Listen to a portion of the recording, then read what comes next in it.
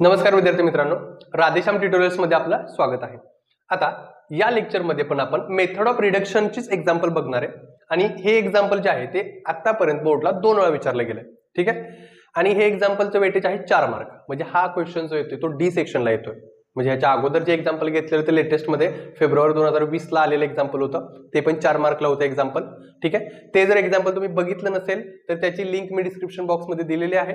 त्याचबरोबर अजून बाकीचे जे टाइप आहेत जे की एक्झाम मध्ये पण आलेत, मग त्याची पण लिंक मी डिस्क्रिप्शन बॉक्स मध्ये दिली, तो पण पार्ट आपला झालेला आहे। मेथड ऑफ रिडक्शन आता चाललाय आपला, adjoint method, row transformation, column transformation, अतिशय हळूहळू घेतलेला आहे पार्ट। तुमच्या सगळ्या कन्सेप्ट इथे क्लिअर होऊ शकतात। आणि व्हिडिओ जर नक्की आवडले तर नक्की लाईक करा, मित्रांना शेअर करा आणि सबस्क्राईब करायला विसरू नका, ठीक आहे। मग आता चला बघूयात आपण मेथड ऑफ रिडक्शनचा हा इम्पॉर्टंट क्वेश्चन। याच्यामध्ये पहिली स्टेप मी तुम्हाला काय सांगितलेली की जो क्वेश्चन दिलाय, जे इक्वेशन्स दिलेत ते कन्वर्ट करून घ्यायचे कशामध्ये, तर मॅट्रिक्स फॉर्म मध्ये। मग इन मॅट्रिक्स फॉर्म काय असतो मॅट्रिक्स फॉर्म, तर बघा मॅट्रिक्स फॉर्म असतो ax equal to B, ax equal to B. मग ए म्हणजे हा जो काय पार्ट आहे पूर्णपणे इक्वल टू त्यांच्या या साईडचा, ठीक आहे, त्याच्यापासून तयार होतो ए हा मॅट्रिक्स। एक्स म्हणजे असतो अननोन आणि बी म्हणजे असतो इक्वल टू साइनच्या या साईडचे जे नंबर आहेत त्याच्यापासून तयार होणारा मॅट्रिक्स। मग आता नंबर्स किंवा तो पार्ट समजून घेऊयात आपण। बघा ए मॅट्रिक्स तयार करूयात पहिल्यांदा आपण।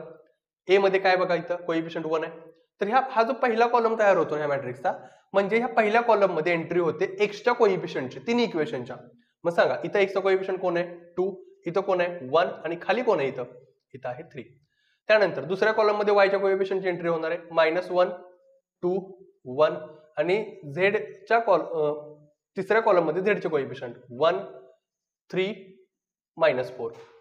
एक्स म्हणजे अननोन आहे, अननोन कोण असतो इथं, एक्स वाय झेड, म्हणजे इथं आलं एक्स वाय आणि इथं आलं झेड इक्वल टू या ठिकाणी किती येणार आहे 1, 8, 1 येणार। मॅट्रिक्स फॉर्म लक्षात आलं तुमच्या, ठीक आहे। आता शक्यतो या टाइप मध्ये आपण रो ट्रान्सफॉर्मेशनच वापरतो। ज्यांना कुणाला रो ट्रान्सफॉर्मेशनचा जो पार्ट आहे किंवा ते ऑपरेशन्स कसे करायचे हे माहित नाहीये त्यांनी डिस्क्रिप्शन बॉक्स नक्की चेक करा, कारण इनवर्स रो ट्रान्सफॉर्मेशन कसा फाइंड करायचा अगदी हळूहळू आणि सोप्या भाषेमध्ये सांगितलेलं, सोप्या स्टेप्स मध्ये सांगितलेलं आहे, ठीक आहे, विथ कॅल्क्युलेशन सांगितलं सगळ्यात महत्वाचं। ओके, मग आता इथं रो ट्रान्सफॉर्मेशन प्रमाणे तुम्हाला माहिती आहे की ह्या पहिल्या पोझिशनला शक्यतो आपण 1 आणतो किंवा असला पाहिजे, कॅल्क्युलेशनला सोपं जातं। मग ह्या पहिल्या पोझिशनला 1 आणण्यासाठी 1 आहे का, हा नाही 2 आहे, मग 1 कुठे आहे, खालच्या रोला आहे, दुसऱ्या रोला आहे। मग बघा हा आपला पहिला रो, हा आपला दुसरा रो, हा आपला तिसरा रो। तर दुसऱ्या रोचा 1 हा पहिल्या रो मध्ये आणता येतो का, येतो। रो ट्रान्सफॉर्मेशन इंटरचेंजची प्रॉपर्टी, ऑपरेशन इंटरचेंज आहे। मग कसं येणार बघा, इथं येणार आहे R1 interchange bye R2। R1 काय करतोय, इंटरचेंज करतोय R2 ला, ठीक आहे। मग इथं काय होणार आहे, तर बघा दुसरा रो पहिल्या रोच्या जागेवर जाणार, पहिला रो दुसऱ्या रोच्या खाली येणार आहे, जागेवर येणार आहे। म्हणजे इथे येणार 1, 2, 3, इथे येणार 2, -1, 1, इथे येणार 3, 1, -4। आता इथं काय येणार आहे x y z, okay, equal to इथे किती येणार आहे 8, 1, 1। ही पहिली स्टेप लक्षात आली तुमच्या, ठीक आहे। दुसरी स्टेप, ह्या 1 चा वापर करून आपण या पोझिशनला आणि या पोझिशनला 0 आणतो, ठीक आहे। मग आता लक्ष द्या, पहिल्यांदा मी या 2 च्या ठिकाणी 0 आणणार आहे, म्हणजे मी काय करणार आहे, तर दुसऱ्या रो मध्ये बदल करणार आहे। दुसऱ्या रो काय आहे R2, R2 मध्ये बदल आहे तर R2 मायनस, आणि इथं जो नंबर असेल तेवढ्या टाइम्स R1 मायनस करायचे। मग इथं 2 असेल तर 2 टाइम्स R1 मायनस करायचे, ठीक आहे, आणि तोच बदल पुढे कंटिन्यू करायचा। म्हणजे या ठिकाणी काय होणार बघा बरं, इथं R2 मध्ये बदल आहे तर 1, 2, 3, 3, 1, -4, इथे येणार आहे एक्स वाय झेड, इथे येणार आहे 8 आणि 1, ठीक आहे, ओके। R2 किती इथं 2 मायनस 2 इंटू R1 किती 1, 2 - 2 0, पुढं R2 किती इथं -1 मायनस 2 इंटू R1 किती आहे 2, म्हणजे इथे आन्सर आलं -1, -4, -5, म्हणजे इथं आलं -5, ठीक आहे। पुढं R2 किती इथं 1 मायनस 2 इंटू R1 किती आहे 3, म्हणजे 1 मायनस किती आलं 6, म्हणजे किती आन्सर आलं -5, म्हणजे इथं पण आलं -5, ठीक आहे। सांगा R2 किती इथं 1 मायनस 2 इंटू R1 किती आहे 8, म्हणजे किती आलं सांगा 1 मायनस 16, बरोबर आहे, म्हणजे किती आलं -15 आलं, म्हणजे इथं आलं -15, करेक्ट आहे, ओके। इथपर्यंत लक्षात आलं। या स्टेप नंतर पुढं, या स्टेप नंतर आपल्याला आता या पोझिशनला 0 आणायचं, या पोझिशनला, त्या मी कॉमन स्टेप सांगितलं तुम्हाला, ठीक आहे। मग आता इथं 0 आणताना काय करणार आपण, मग तिसऱ्या रो मध्ये 0 आणायचा म्हणजे R3 मध्ये बदल करायचा आहे. R3 हे +3 आहे म्हणजे इथे करायला लागेल मायनस, आणि इथं जेवढा नंबर आहे तेवढ्या टाइम्स ना R1 ला मल्टिप्लाय करायचा. कळालं? इथं 3 आहे तर 3 न मल्टिप्लाय करायचं, कारण प्लस असेल तर मायनस न मल्टिप्लाय करावं लागतं, कारण 0 पाहिजे आपल्याला. तिसऱ्या रो मध्ये बदल आहे तर इथे येणार 1 2 3 0 -5 इथे येणार आहे x y z, इथे येणार आहे 8 आणि -15. ठीक आहे, ओके. बघा R3 किती इथं 3 मायनस 3 इंटू R1 1 म्हणजे किती आलं 0. R3 किती इथं 1 मायनस 3 इंटू R1 किती 2 1 मायनस 6 किती आलं -5 आलं म्हणजे इथं आलं -5. ओके. R3 किती इथं -4 मायनस 3 इंटू R1 किती 3 -4 -9 किती येणार आहे -13 येणार. करेक्ट आहे? बघा बरं परत एकदा. R3 -4 ठीक आहे, मध्ये -3 इंटू R1 पण किती आहे 3 3 चा 9 9 -4 13 येते. करेक्ट आहे, म्हणजे या ठिकाणी आलं -13 आलं. पुढं R3 किती इथं 1 मायनस 3 इंटू R1 8 1 -24 म्हणजे किती आलं -23 आलं. ठीक आहे, म्हणजे इथं आलं -23. म्हणजे इथपर्यंतचा पार्ट तुमच्या लक्षात आलेला आहे. Okay, done.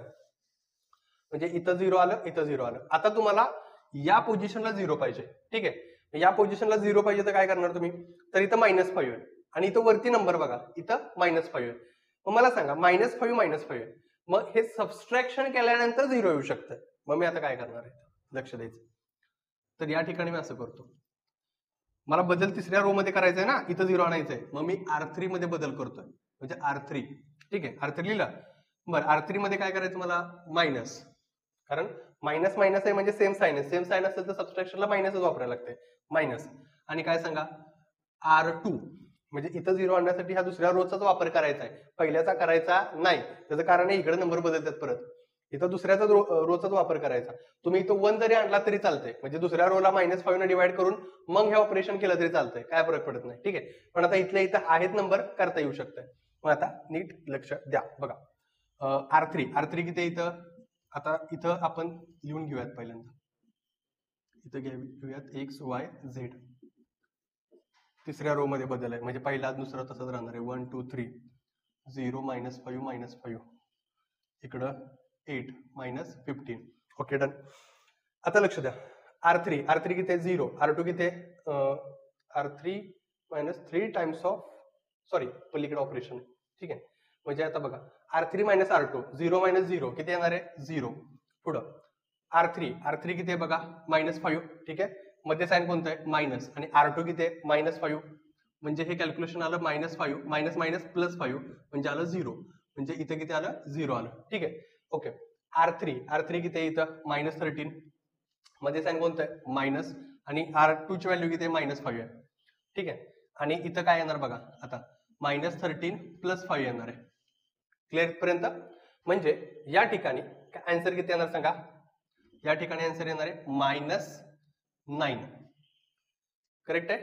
बघा 5 4 म्हणजे इथं 8 येते, सॉरी -8 येते, म्हणजे इथे येणार आहे -8. करेक्ट इथपर्यंत? ठीक आहे. आता याच्या पुढं इथं बघा बरं काय येणार आहे R3 किती -23.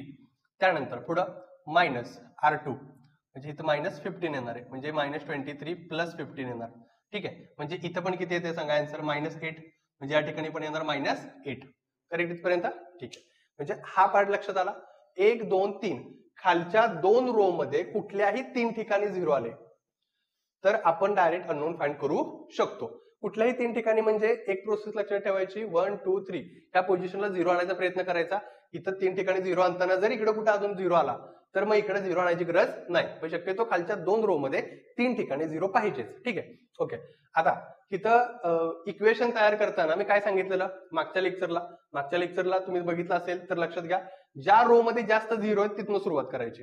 सांगा कितव्या रो मध्ये जास्त 0 आहेत, तिसऱ्या रो मध्ये, मग तिथलं पहिलं इक्वेशन तयार करायचं. बघा हा जो आहे नंबर पहिल्या कॉलम मधला तो x चा कोएफिशियंट असतो म्हणजे 0x, हा नंबर y चा कोएफिशियंट असतो म्हणजे 0y, आणि हा z चा असतो म्हणजे -8z इक्वल टू -8 आलं, म्हणजे आलं -8z बरोबर -8, म्हणजे z इक्वल टू किती आलं 1. करेक्ट आहे? ओके. नेक्स्ट पुढं आता त्यानंतर इथं 0 आहे म्हणजे काय येणार सांगा 0x -5y -5z equal to -15. Correct आहे का? ठीक आहे, मग आता -5y -5 इंटू झेडची व्हॅल्यू 1 इक्वल टू -15 आलं इथं. -5y -5 इक्वल टू -15 आलं. मग -5 पलीकडे गेल्यावर काय होणार रे? +5. म्हणजे इथं आलं -5y इक्वल टू -15 + 5. म्हणजे आन्सर किती आलं बघा? -5y इक्वल टू, बोला किती येणार इथं? -10. आता मायनसला मायनस काय झालं? कॅन्सल. आणि y इक्वल टू 10/5 म्हणजे आन्सर आलं 2. म्हणजे y इक्वल टू आन्सर किती आलं? 2. करेक्ट इथपर्यंत? ठीक आहे. आता लास्ट वन तुम्हाला काढायचंय काय? x काढायचंय. म्हणजे हा रो वरनं आपण इक्वेशन तयार करणार आहे. कसं होणार बघा बरं इथं काढून दाखवतो. 1x plus 2y plus 3z equal to 8.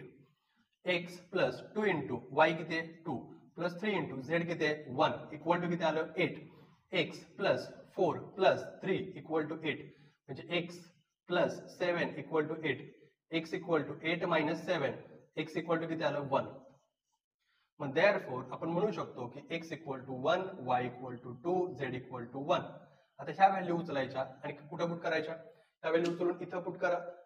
कुठल्या पण एका इक्वेशन मध्ये पुट करा. इकडे पुट केलं तर त्याचा आन्सर इथं 1 आला पाहिजे. तर आपला आन्सर करेक्ट आहे क्रॉस चेकिंग साठी. ठीक आहे. म्हणजे हे झालं आपलं 4 मार्काचं एक्झाम्पल जे 2 वेळा आलंय. ठीक आहे. म्हणजे पूर्णपणे पाठ तुमच्या लक्षात आला असेल. आता याच्या अगोदर ज्यांनी व्हिडिओ लेक्चर बघितलं मेथड ऑफ डिडक्शनचं त्यांनी व्हिडिओ पॉज करून हे सोडवलं पण असेल. ठीक आहे. शेवटला फक्त मी त्यावेळेस पण सांगितलं आन्सर चेक करायचं फक्त, बाकी वेळ वाया घालवायचा नाही. मग आता व्हिडिओ आवडला असेल तर नक्की लाईक करा, तुमच्या मित्रांना शेअर करा आणि सबस्क्राईब करायला विसरू नका. त्याचबरोबर डिस्क्रिप्शन बॉक्समध्ये लिंक दिलेत. जर तुमचा कुठला टाईप राहिला असेल तर तो पण नक्की बघा. धन्यवाद.